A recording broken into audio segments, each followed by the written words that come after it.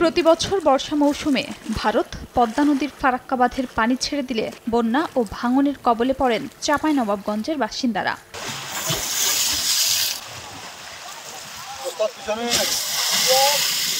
বসতবাড়ি ও ফসলি জমি হারিয়ে সদর ও শিবগঞ্জ উপজেলার হাজারো পরিবার এরই মধ্যে নিঃস্ব হয়েছেন। বিলীন হয়েছে মসজিদ, মাদ্রাসা, শিক্ষা প্রতিষ্ঠান ও সরকারি বেসরকারি বিভিন্ন স্থাপনা।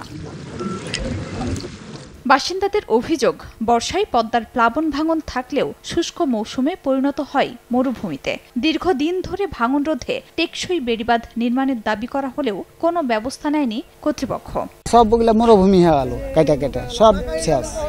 আমার জমি আর নাই, কোনো পথ নেই, কোনটা বাড়ি ঘর করবো, কোনো জমি জমা নাই, সব নাই। আপনার নদী সকিস্তি হয়ে গেলাম।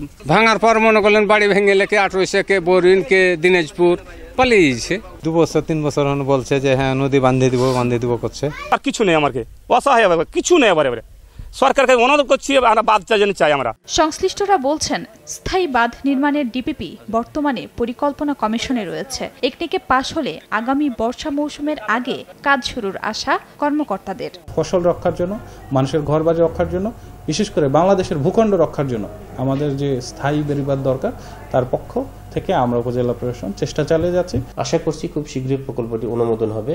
অনুমোদন হলে পরে চাঁপাইনবাবগঞ্জের শিবগঞ্জ এবং সদরের যে সমস্ত এলাকায় নদী ভাঙন আছে, সেই সমস্ত এলাকা নদী ভাঙন থেকে স্থায়ীভাবে রক্ষা পাবে। চাঁপাইনবাবগঞ্জে পদ্মা নদীর দৈর্ঘ্য প্রায় 34 কিলোমিটার। সময় সংবাদ, চাঁপাইনবাবগঞ্জ।